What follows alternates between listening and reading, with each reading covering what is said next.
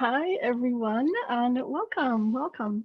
Thank you all for joining us tonight for the second event in the Fall 2020 Design Lecture Series. I'm Helen Maria Nugent. I'm the Dean of the Design Division at California College of the Arts and a faculty member in the MFA Design program. So I want to just tell you a little bit about this slide that's on the screen right now. So the Design Division at CCA, we host 6 undergraduate programs in fashion, furniture, graphic design, illustration, industrial design, and interaction design, and 3 very unique graduate programs: an MFA in design that brings in students in graphic design, industrial design, and interaction design, an low residency MBA in design strategy, and a 1-year Masters of Design in interaction design. We see the division as a whole as a sanctuary for radical curiosity, a place where wonder and imagination are amplified through rigor and craft, which is what we train. We equip makers, thinkers, and doers with the wherewithal to envision alternative futures and the creative capacity to deliver generative solutions and inspire change. In partnership with our colleagues across the school in fine arts, architecture, and the humanities, our collective purpose is to make art and design that matters.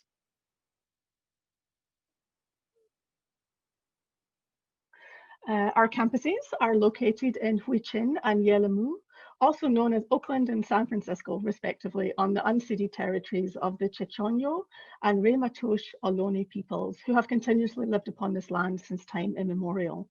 We recognize the historic discrimination and violence inflicted upon Indigenous peoples in California and in the Americas, including their forced removal from ancestral lands and the deliberate and systematic destruction of their communities and culture. CCA honors Indigenous peoples, past, present, and future, here and around the world, and we wish to pay respect to our local elders.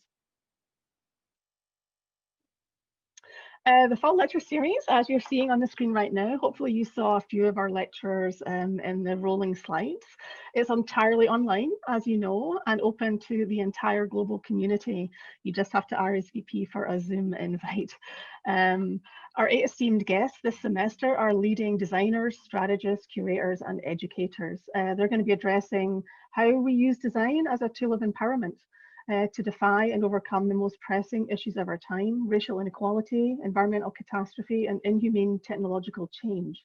I invite you to join us for all of these critical conversations this semester, where you'll learn about inclusive design, ethical AI, practicing with integrity — you're going to hear about that tonight — sustainable fashion, community enrichment, Afrofuturism, speculative fiction, and design for social, economic, and cultural change.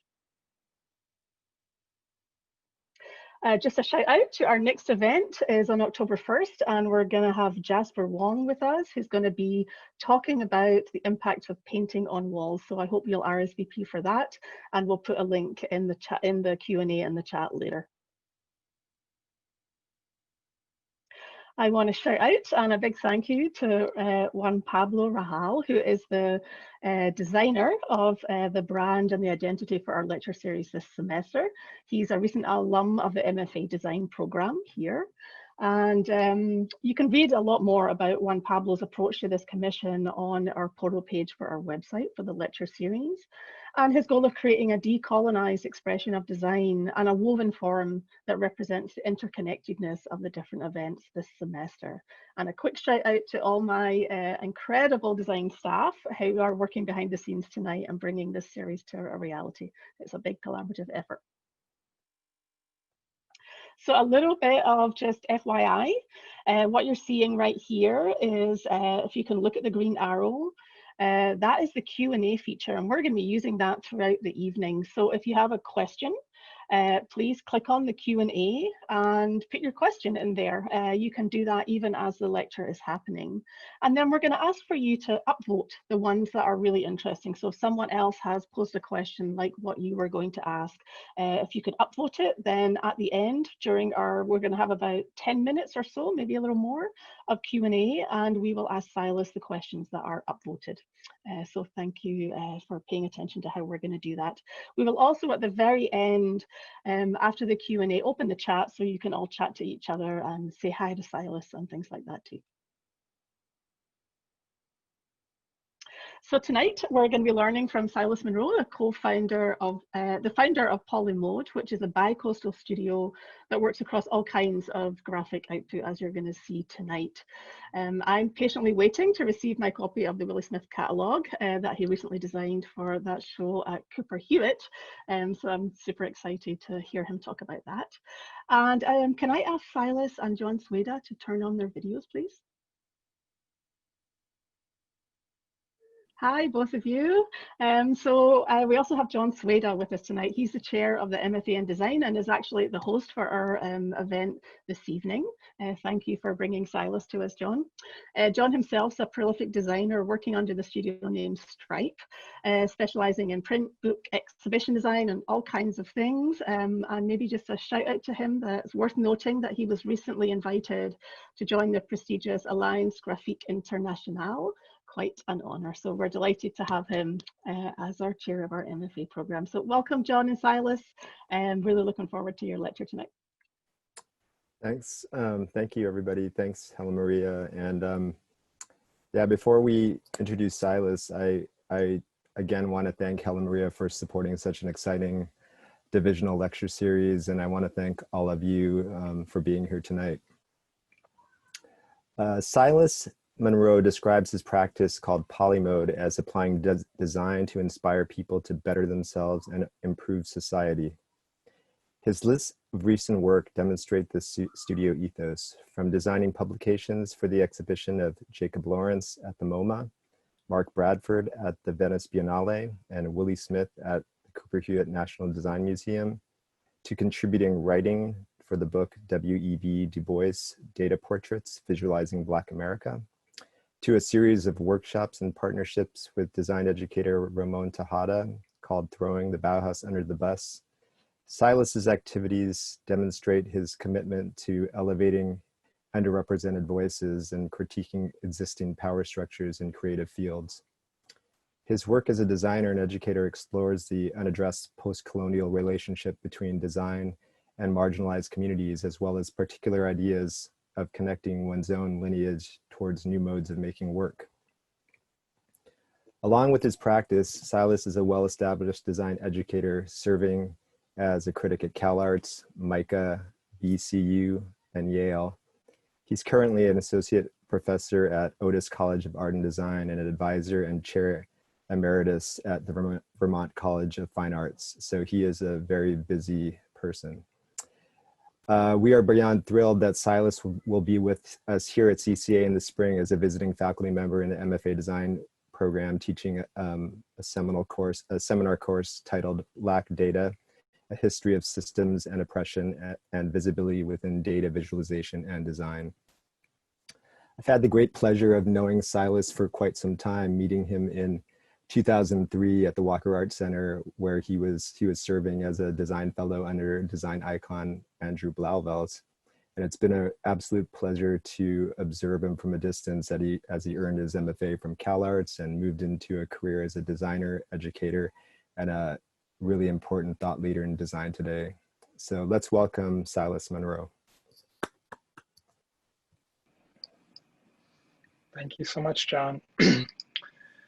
And thank you, Helen Maria. Just going to share my screen here.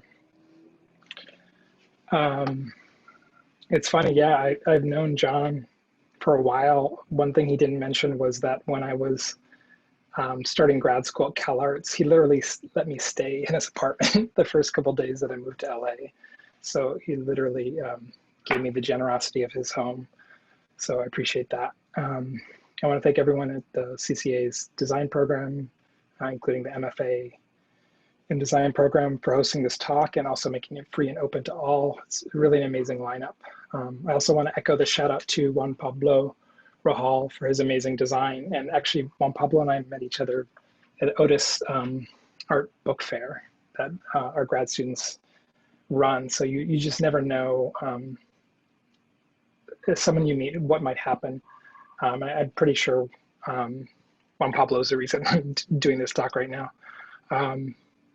So I'm going to be talking about this idea of bearing witness and talking about my own struggles as a designer for a sense of integrity. And to that end, I want to also give a land acknowledgement. So I'm beaming into you from the unceded lands of the Chumash, Tonga, Kish people, which we now call Inglewood, which is a sub-municipality of Los Angeles. And giving this talk after the recent revolutions around the Black Lives Matter movements sparked by George Floyd's murder, I think has a different resonance than giving a normal design talk. And adding Jacob Blake's name and just the endless name of Black people that have been murdered because of systemic racism and police brutality is really heavy for me. So I may get a little bit of emotional, and I want to give myself and you all permission to accept the difficult reality of all the things that we're feeling in all facets of the world right now. And I think design is a sensory act. And so this idea of feeling and being connected to our emotional state is critical to our practice. And to that end, I also want to dedicate this talk to my late father, Stephen Burford Munro, who passed away suddenly in April. He was an editor and producer at National Public Radio for 34 years. And he really taught me a lot about integrity. I miss him dearly, and in times with so much grief and loss, like in the world, I always remembered how he would say he was proud of me, and I hope that I do him justice. He also has edited, or did edit, a lot of my writing, including the writing for W.B. Du Bois, so he's literally in the DNA of what I'm going to talk about and share with you. So the notion of bearing witness comes from a lecture or talk that James Baldwin gave. It was in the fall of 1962. It was at a community church in New York City, and the title of the talk was called "The Artist's Struggle for Integrity." And speaking of public radio, the speech was later broadcast on WBAI in New York City. And in the talk, Baldwin grapples with defining terms like artist or integrity. He concludes that an artist or designer must confront the dilemma that they are bearing witness helplessly to something which everyone knows and nobody wants to face. And I just want to add a couple sentences before that quote, but this is the line that I think is really the crux of, I think, what a lot of us are grappling with right now, and what Baldwin calls into the space. But he says, the crime of which you discover slowly you are guilty is not so much that you are aware, which is bad enough, but that other people see that you are and cannot bear to watch it, because it testifies to the fact that they are not. You're bearing witness helplessly to something which everybody knows and nobody wants to face. And so that idea of sort of the sensitivity of an artist or designer, or many of us who have some kind of creative practice, or even if we don't, we can really connect with this sentiment. And a lot of what I do in my practice is to try to embody this idea of bearing witness, which goes to my studio, which Helen Maria talked about, which is called Polymode, which I've now turned into an adjective. So things I think can be polymodal. And so the first couple of things that I want to show you visually are from 2016. So these are a series of videos called Leap Year. And they were this durational performance that I created that happened daily on Instagram. So I would make some kind of video with the limitations of my phone, and always had something to do with what was happening in my life, whether it's living in Los Angeles or practicing Tai Chi, surfing. I'm really interested in the embodiment of what it means to be a designer, and also a queer, biracial, Black designer. And they marked significant events. So the last video I'm about to play was a couple days after the Pulse nightclub shooting in Florida. And I'm using a pride version of the Florida flag that my friend Steve made for me.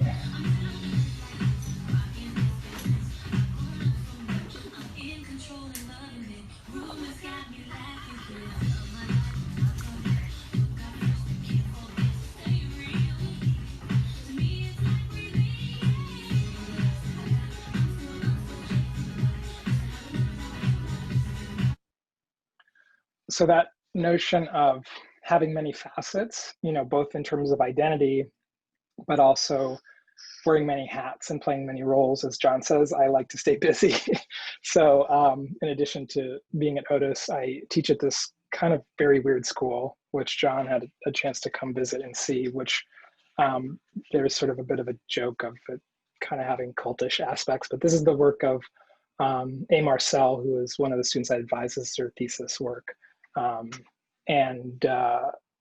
school is interesting because I was one of the founding faculty for it, and we started the school in 2011, and it is a low residency MFA program. So you spend only 2 weeks a year together in person, and the rest you work remotely. You teach, students make work and send you a packet, and then you respond to that, and you teach and learn via a digital space. And I remember, like, I was using Zoom before like everyone had to, so it's kind of this weird unusual circumstance that was very experimental and exciting, and comes out of some of the educational philosophy of Black Mountain College, and also this idea of like student-centered driven learning. There's no classes, there's no syllabi or curriculum, there's just a self-study plan that the students generate with an advisor.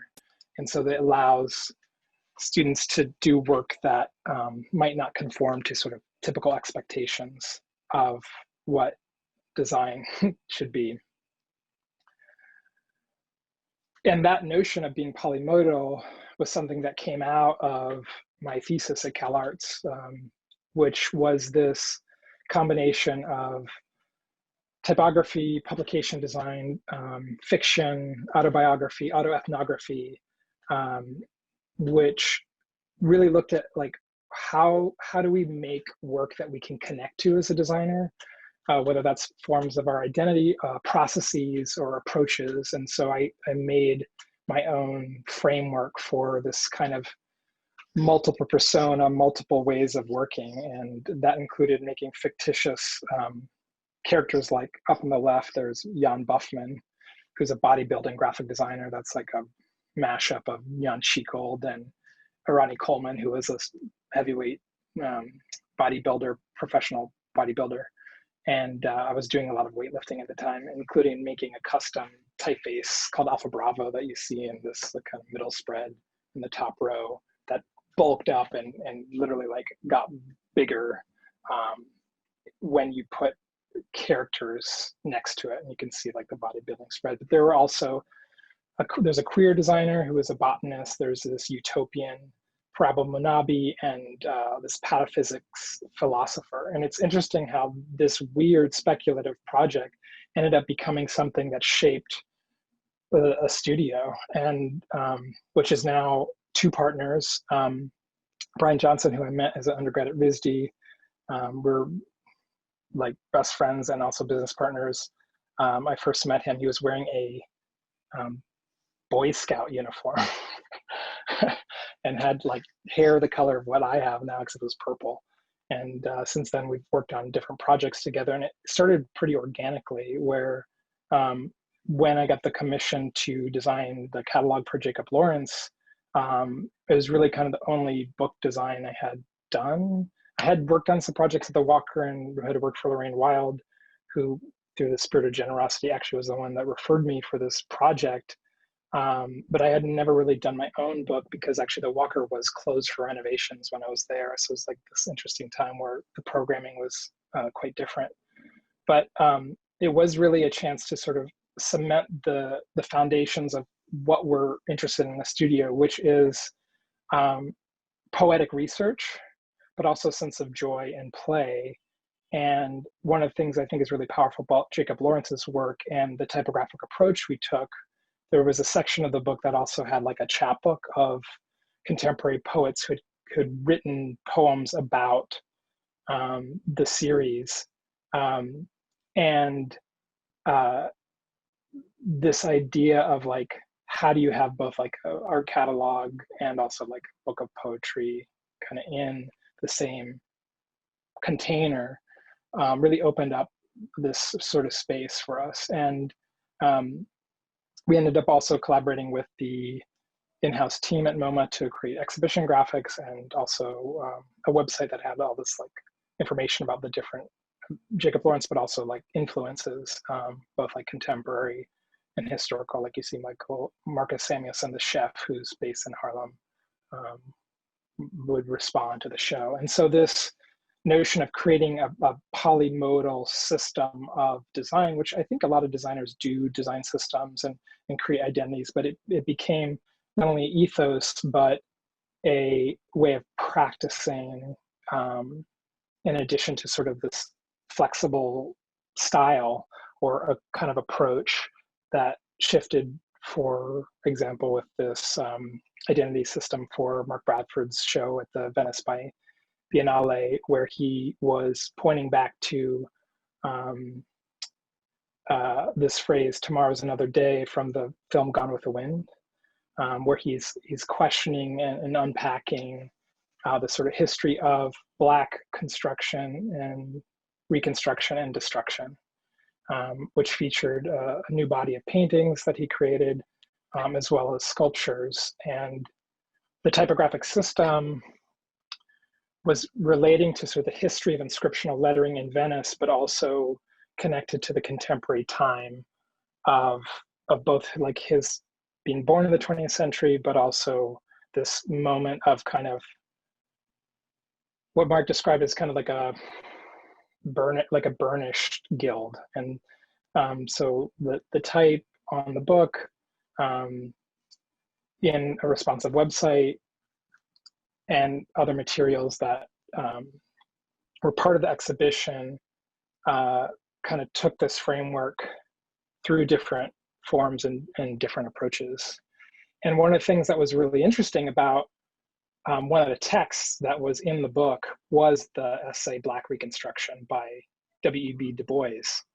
And as I look back and reflect on my practice in the studio, there's been all these really crazy synchronicities that have happened where one piece in one publication or project leads to this other one in this sometimes very roundabout way.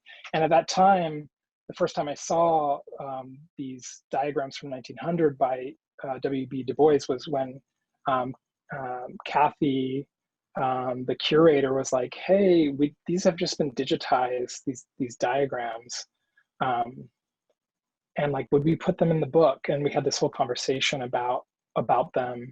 And so that leads me to the sort of next grouping of work, which I called Du Boisian, which was a term that I actually put into the essay and captions for this, first published account in the 21st century of this seminal work that disappeared, basically, was erased both intentionally by white sociologists and white society, but also because of its nature of being one-off.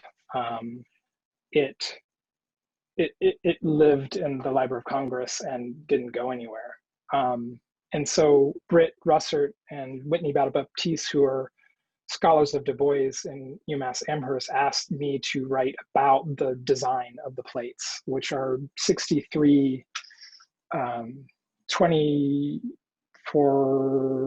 by 24 inch posters, information design, that were made 19 years before the founding of the Bauhaus, and before Russian constructivism, before this style.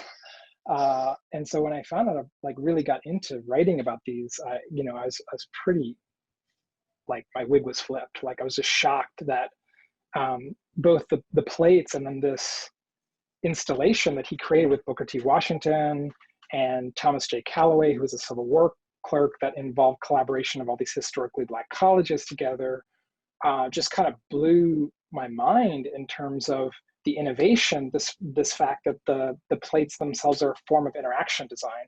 There are these haptic frames, one of which was carved by a former slave, could actually be interfaced with fairgoers. There were patents, novels, literature, tools from places like the Tuskegee Institute, Howard University, Hampton Institute, that were on display. The exhibition actually won a gold prize, which is interesting because Du Bois and his team of sociologists, both the women and men of color, did the sociological research and the design together,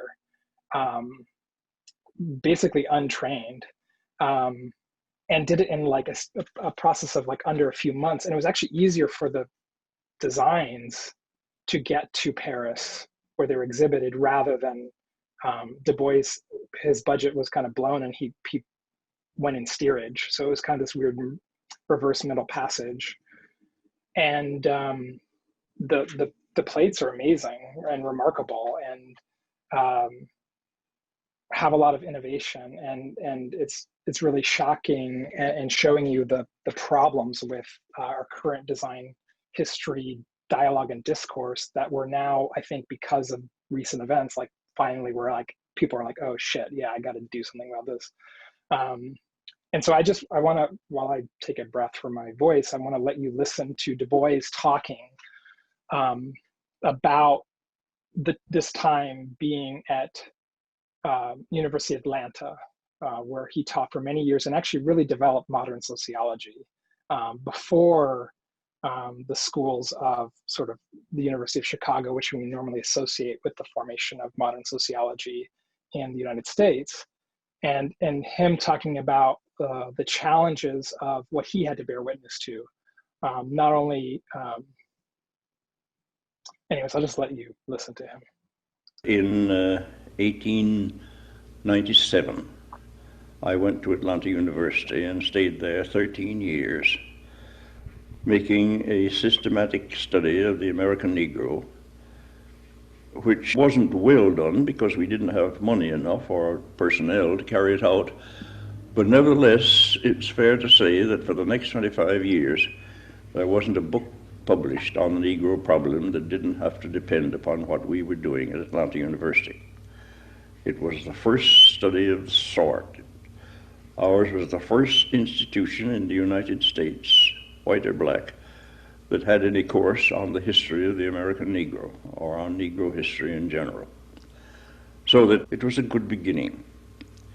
But while I was there, my faith in knowledge as a solution of the Negro problem was shaken. Lynching was common. Before I went away from there was an average of one lynching every week for some years. And it was a terrible sort of thing. There was one case very near Atlanta in which I knew from my studies just what had happened. It was a case of a Negro peasant not receiving his wages at the end of the season. He got in a fight with his hirer and killed him and ran away. And then when they couldn't find him, they raised the altogether new issue that he had raped the man's wife, which was evidently just dragged in. Well, I had a letter which I hadn't delivered to Joel Chandler Harris, the author of the Uncle Remus tales. He was then on the Atlanta Constitution. So I took that letter and started downtown to deliver it to him and to talk to him about this situation.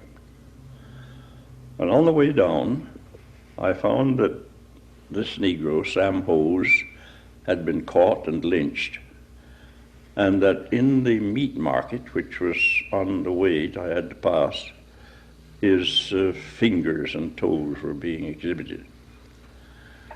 Well, I didn't deliver the letter. I went back to Atlanta University. And then I made up my mind that knowledge wasn't enough, that even if people were ignorant of essential matters which they had to know, they wouldn't correct their actions without more realization of just what the difficulties were. They had not only to know, but they had to act. So Du Bois is talking about this idea of going from just, talking to action, which I think is all about design. And this discovery really started having me question the notion of even design history. And what we're usually given, and probably still given a lot of places, is a modernist celebrity clothesline. And this works for, architecture, graphic design, product design. Generally, there's sort of the names you need to know, and they come mostly from the Western canon.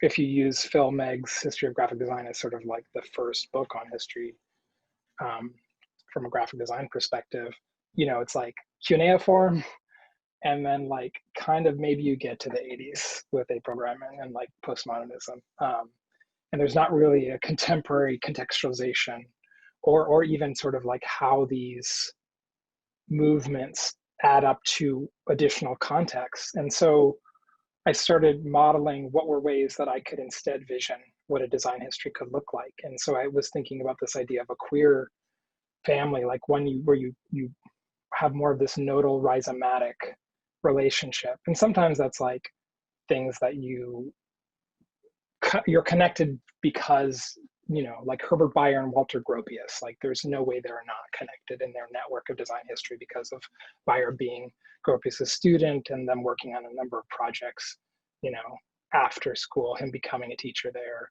You have colleagues like Joseph Mueller Brockman and Max Bill, or like contemporaries in the same sort of time zone. So you like influence each other, or like other colleagues like Karl Gersner and Armin Hoffman.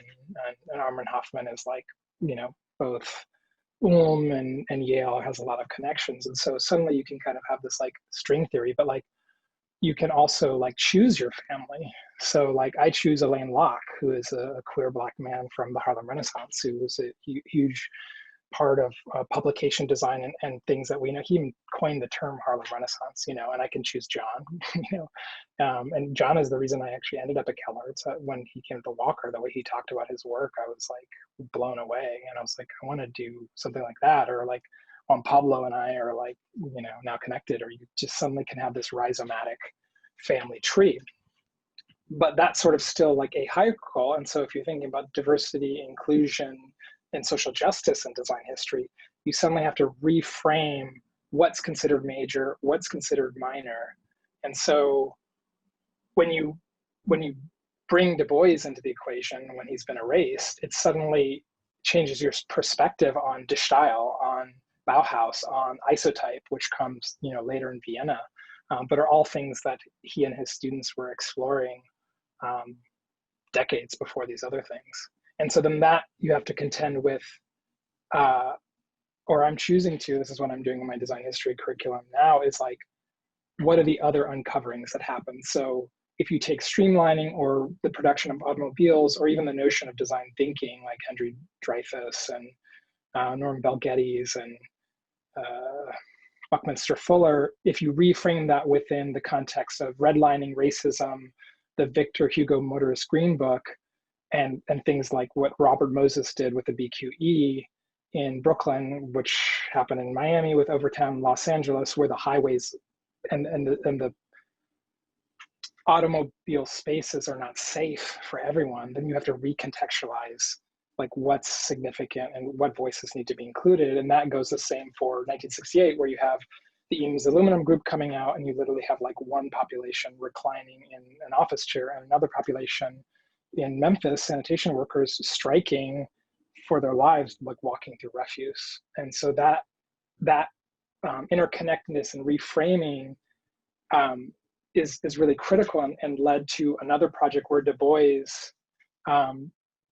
Amber Sevilla, who curated Great Force, saw me give a talk about this at VCU.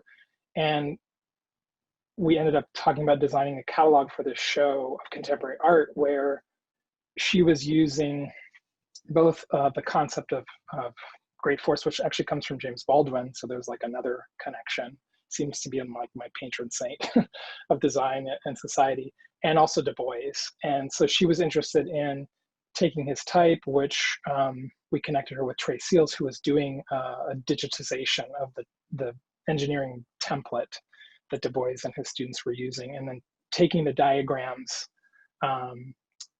and using them as a conceit and structure within the book, but also the exhibition, which also led, I think one of the cool things about being polymodal is like we kind of operate in places we're not intended really to be as a designer, but like can offer a lot. So with some of the artists in the show, like Kevin Beasley, who uses cotton in his installations and paintings, Amber and Kevin were doing research about cotton belt states. And so Amber asked us to make information diagrams related to certain artists' body of work, which I love that. It's like, it becomes then kind of a work in itself, but it's also a piece of data visualization.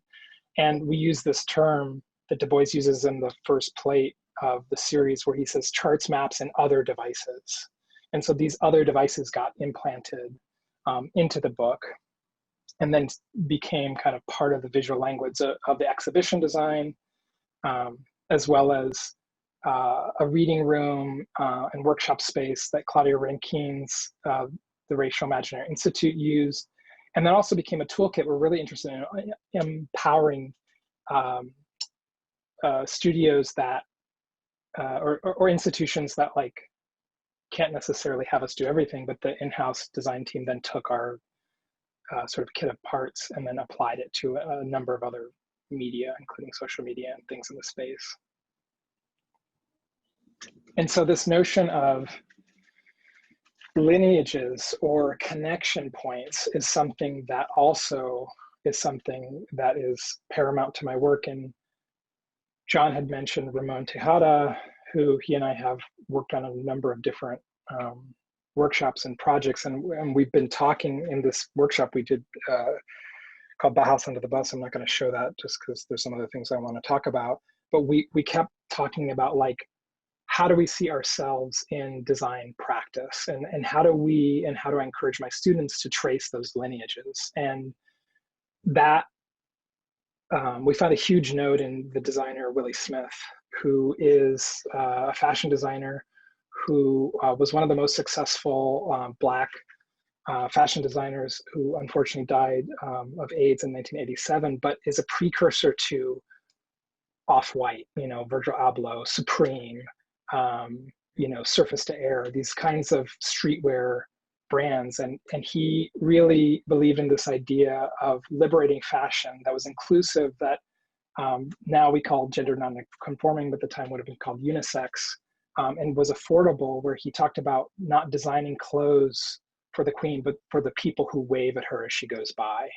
And so he was someone who actually got kicked out of Parsons, but ended up creating this brand, Williewear, with his business partner, Laurie Millay, who ran the operations, and ended up collaborating with a legendary crew of artists, Keith Haring, the architect's Site, who designed his original showroom out of materials he and one of the principals of Site found on the piers where Willie Smith would cruise guys, and Christopher Street Piers in New York.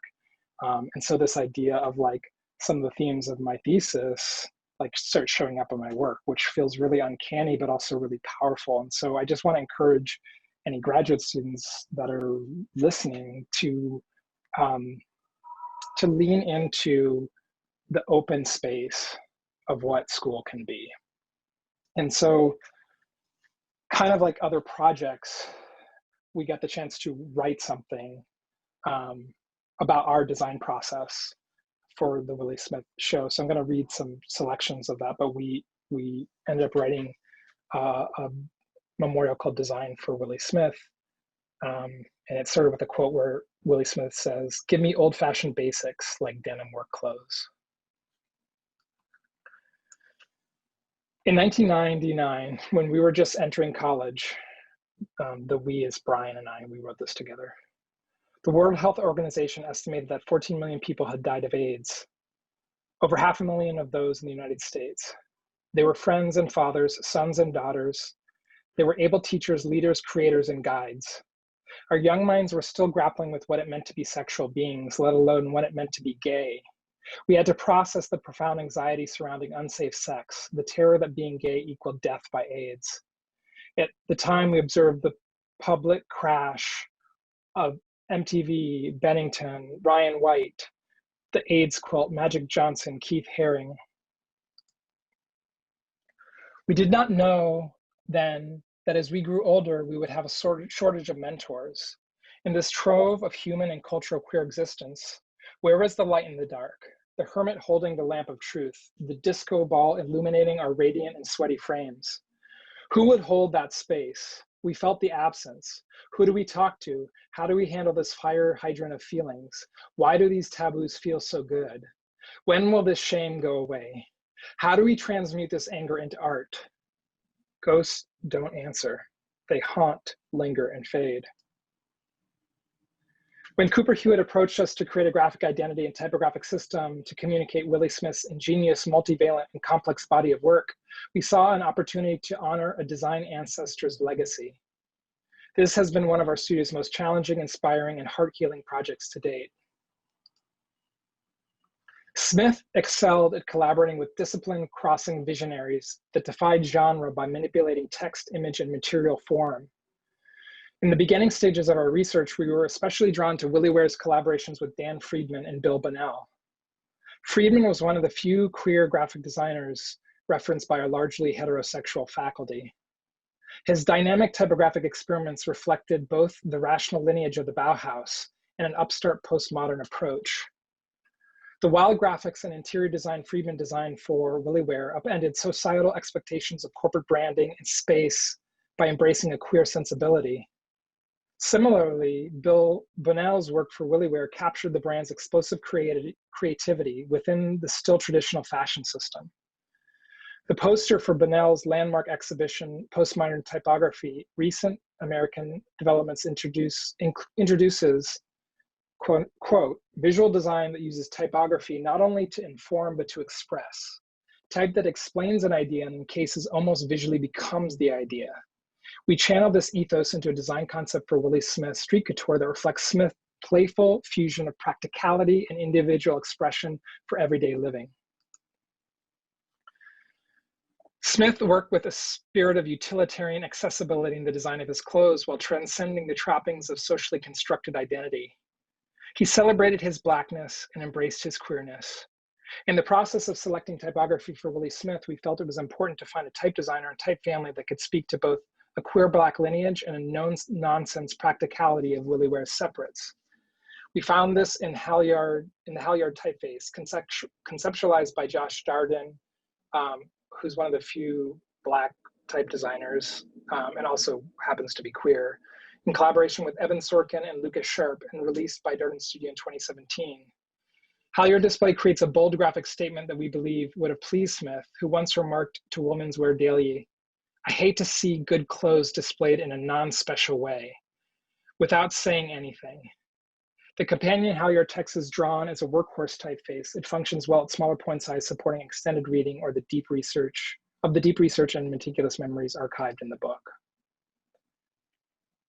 Willie Smith Street Couture uses a modular grid that pushes between structure and freedom in homage to Smith's many facets and worlds.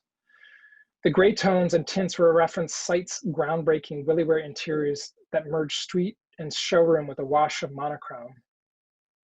By screening swatches of gray back to a lighter percentage, we ghosted headlines, images, and quotes throughout the book and website and exhibition. These veils of transparency serve as navigational tools while also evoking a memorial to Smith and the traces of his impact. We wanted our design for Willie Smith to create a meaningful container for the Cooper Hewitt's curatorial team's painstaking research, the contributors' scholarship, and the vivid memories of Smith's friends and collaborators, allowing Smith's life and work to shine as a lighthouse. It is our hope that this approach gives structure to Smith's message and leads to better understanding of how he saw the world and wanted us to play within it. Let this be our offering to his memory.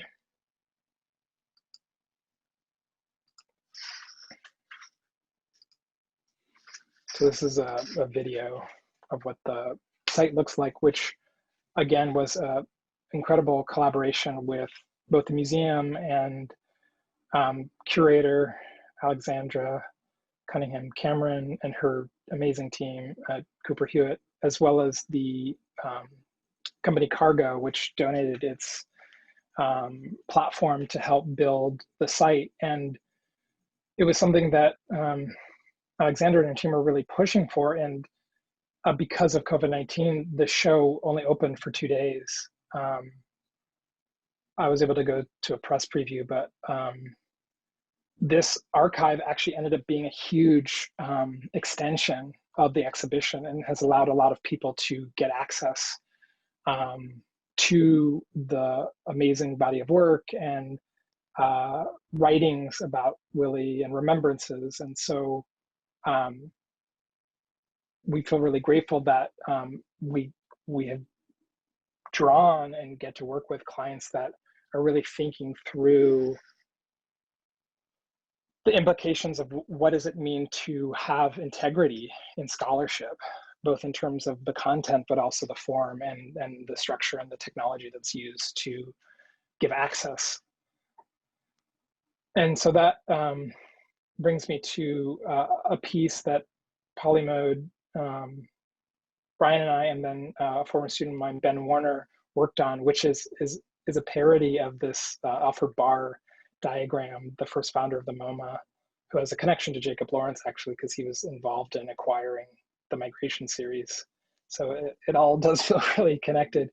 And Ellen Lupton, who's writing a book called Extra Bold, which is a feminist intersectional career book, which I don't totally understand, but that sounds amazing. And so I was like, okay, if she asks us to do that, let's do it. So we made this map of queer artists and designers and their influences and relationships to each other. And it uses a typeface called Escalator, which is designed by another queer type designer, Jesse Regan, which is connected to signage that he has looked at. And I just want to zero in on one body of research from this, which is this talk and will soon be an essay and likely a chapter in a book about Black design in America that I'm writing with Tashika Arsenio-Sutton and Pierre Bowens, about the notion of queerness in Black publications in the Harlem Renaissance. And so this node, we made this chart, but I didn't know I would go into this research. Had me and Brian in particular just talking a lot about Elaine Locke, who is this kind of infamous figure in Harlem Renaissance. He coins Harlem Renaissance, and he influences Langston Hughes, Zora Neale Hurston, like all these kind of well-known people. He actually also has a mentorship relationship with Jacob Lawrence, although the new biography of his life, which is really amazing, called The New Negro, kind of paints him as like a bit of a Me Too. He was sort of this closeted person who had kind of inappropriate relationships with young Black men.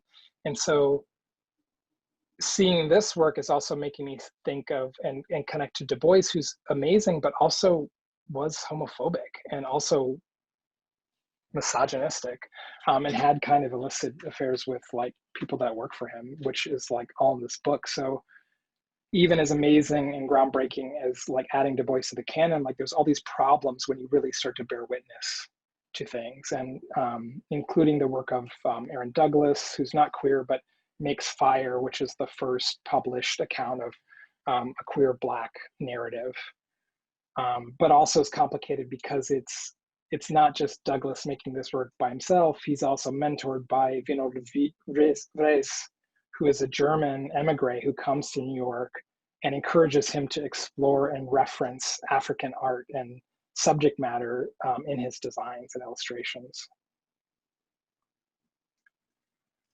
And so I'm going to close the talk with the last theme, which is this notion of embodiment, which I think is really important, and a new project that's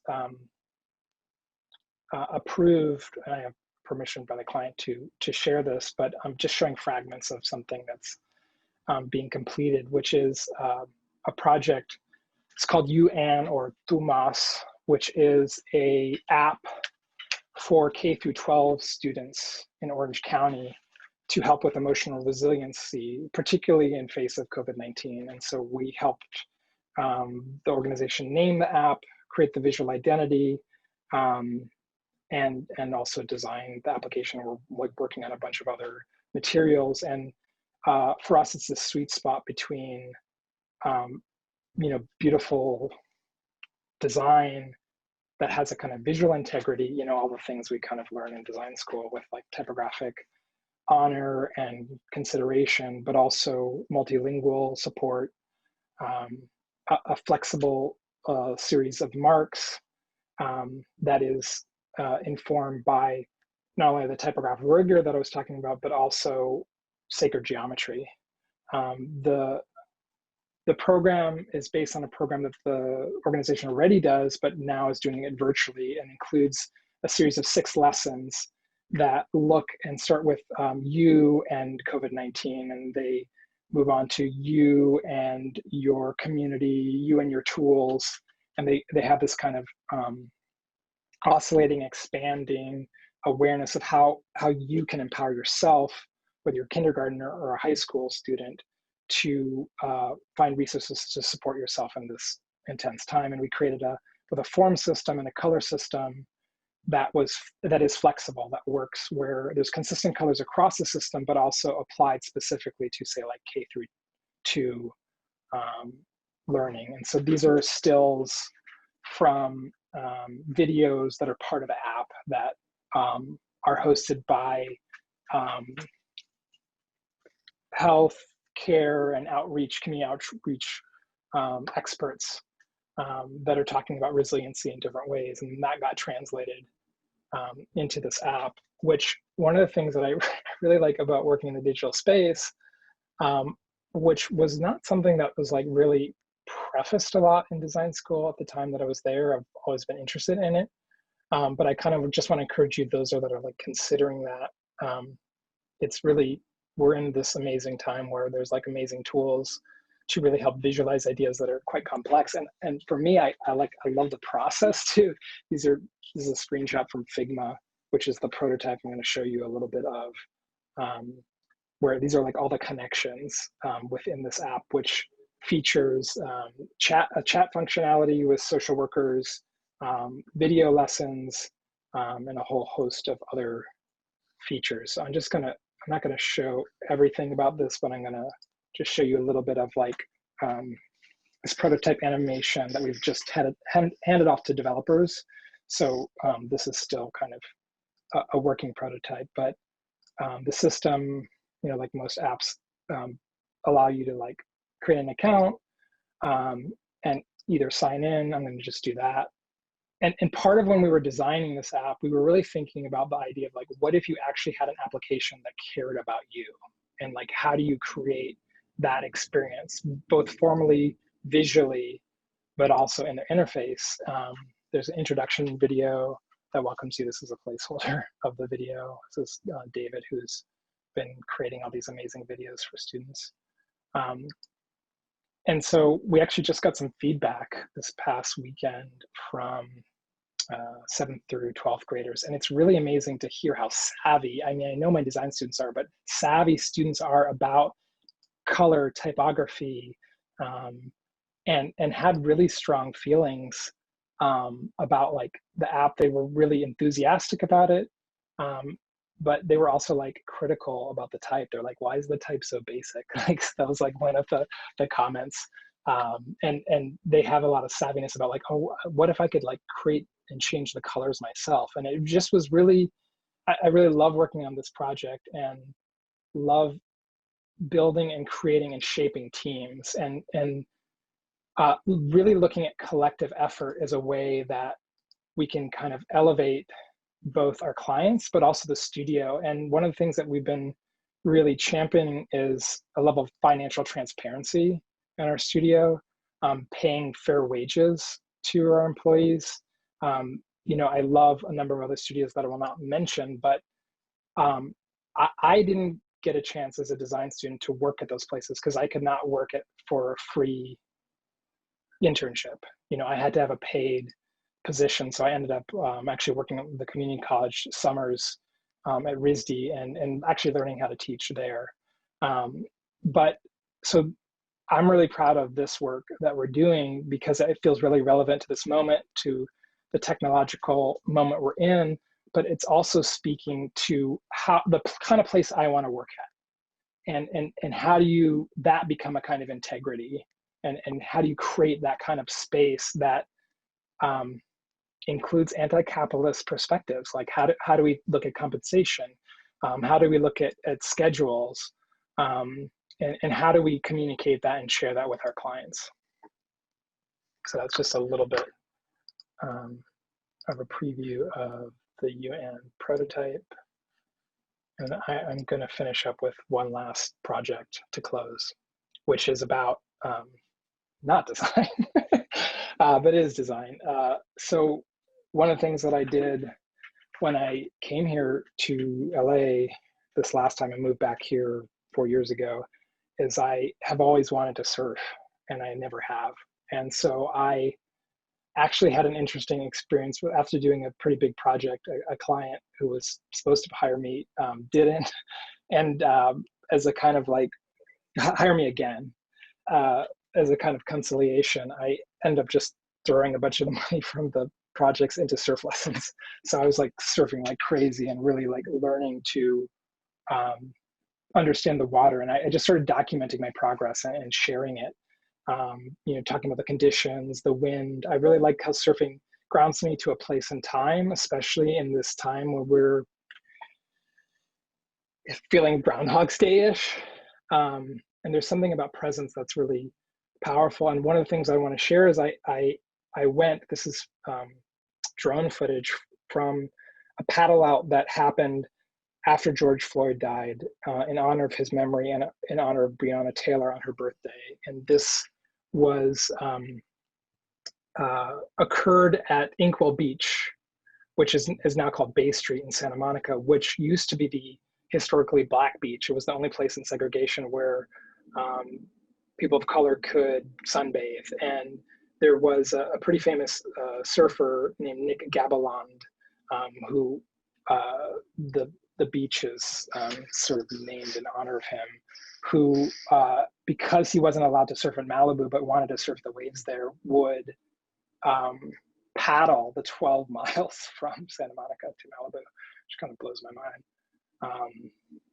How he did that until he befriended some white surfers who would give him rides in their cars. And basically in a paddle out, which actually has its traditions, and surfing, which we sort of think of as like, okay, like a bunch of white blonde people in Southern California, is actually has histories both in Polynesia and Hawaii and there, but also there is historical documentation of surfing starting in Peru and also Africa in ancient times. So this experience was so powerful because it was really people of all backgrounds, of all stripes and ages, families, all coming together to deal with and bear witness to the problems of our time and to be productive. And it was really a magical, transformative experience where I actually felt, I saw more Black surfers and Black women surfers than I ever have in the lineup. And I felt like a surfer. I felt like I belonged. And I still feel that, out on the water. And I think that's really a powerful moment, possibility for what design can be, both in the sort of conventional frameworks of artifacts or objects or products, but also in the idea of like, how do we want to design our community? Like, how do we want to be as a society? And I think there's a huge opportunity for those of us with design training to sort of share that, but also to unlearn some of the things that have been part of our discipline, and in a way to co-create and be more available to each other. And so I just want to thank you all for coming tonight. Feel free to reach out by Instagram or Twitter. Both me and my studio are there. and I'd love to continue this conversation after it's over. So thank you so much. Thanks, Silas. I think we have time for some questions, and I'm going to moderate that and read them off the Q&A for Silas. Silas, the first question is, did you get any resistance or negative feedback on the Du Bois work and its potential for having influenced later major design movements? If so, how did you handle that? I think people have a lot of questions about influence, and kind of I think a lot of people are shocked by it and sort of like try to wrap their heads around it. One of the things that I really know I need to do is a lot of our research focused on what we could access in terms of Du Bois archives in the Library of Congress and other sources that tend to focus on the US reception of the show, which actually traveled back to the United States. There were 30 million people that did go to the World's Fair, and like Kandinsky was 19 at the, sort of the fair. So I don't know, it's conceivable that he could have gone. But I think there really needs to be more research, and I keep saying that, and I'm like not doing it. So I need to not do this. Like, what was their press, or like how is it documented or responded to, other than we know that it won a gold medal? How is it actually received in Europe at the time? I think would help maybe like debunk some of that pushback. Yeah, I hope that answers the question. Yeah, it's too bad you can't do a follow-up question if you ask the question, but I'll go to the next question. Know, right? I'll go yeah, back to, exactly, right. Yeah. I'll go to the next question. How do you think about printed work in relation to other media you're working in? That is a great question. I feel like it's like a complicated thing because we are so living in a digital space right now. But at the same time, I think because we have so much screen time, there's like a reverence for print in a way that we haven't had in the past, or haven't maybe been as aware of it. There's also an incredible outpouring of print. And I think this old kind of like binary of print and digital is something I'm less interested in, at least in terms of the way I look at it, and see more the parallels or the connections. And I think there's a lot of things from learning the discipline of designing things in print or physical form that can inform a digital space, and vice versa. And that include like a rigor of craft, a reverence for paying attention, for subtlety, for poetry, for like a poetic gesture or choice, for a sense of tactility and things that are haptic. And I think we're starting to see that more in the digital realm as people explore things like P5 and like more generative ways of making form that are connected to code. And I think that there also can be like a tie back into print that way, where you can, typefaces involve a lot of scripting in Python.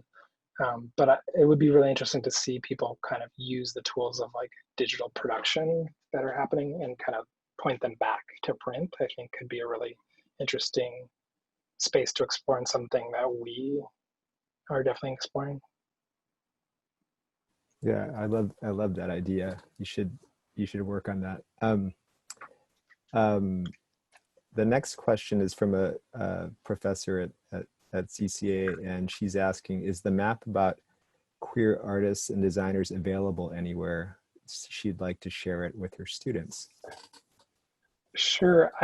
It's interesting because the book comes out like late next year. So, I think it's okay to share because it's sort of like our thing. Our hope is we actually want to make a print of it as well. But we're basically waiting for Ellen's book to come out. So we don't like, we respect like. What is it supposed to come out? I feel like it's coming out in early 2021. Okay. Because we just got another round of like corrections from the publisher. So, so we found some things, but there's other things. So if you saw a typo or like anything that was, but I don't know. I feel like if I know this is being recorded, but like, let me check with Ellen. But I've been sending it to select people as long as they're like not sharing it super widely. Like you can share with your students. Okay. The next question asks, I love ending with the beach culture, surfing, and thinking about more community-based and collaborative future for design. Do you see glimmers of this approach in industry or academia? And if so, what is working? Yeah, I thank you for that. I appreciate that.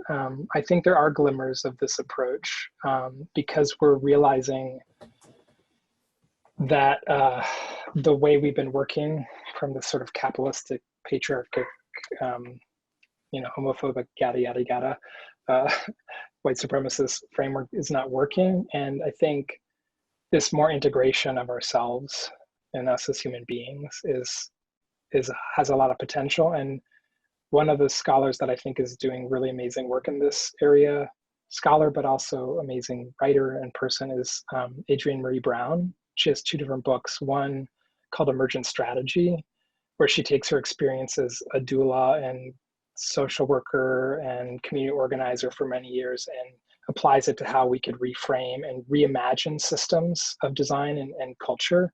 She pulls in Octavia Butler and her speculative science fiction as a model for that.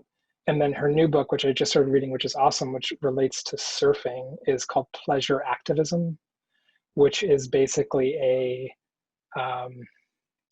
Black, feminine, and kind of queer, radical excavation of pleasure as a form of activism, and connects to Audre Lorde's idea of poetry not being a luxury, and some of her other seminal essays about, not necessarily being able to dismantle the master's house with the master's tools, and finding different ways that we can actually use pleasure and joy as a tool for dismantling forms of oppression. So I feel like if you're interested in that kind of work, those are 2 really amazing resources to look at. Thanks, Silas. I think we're about at time. So I want to thank Silas for a great talk and for answering our questions, and thank all of you for such good questions and for being here tonight. So let's give Silas one last round of applause here.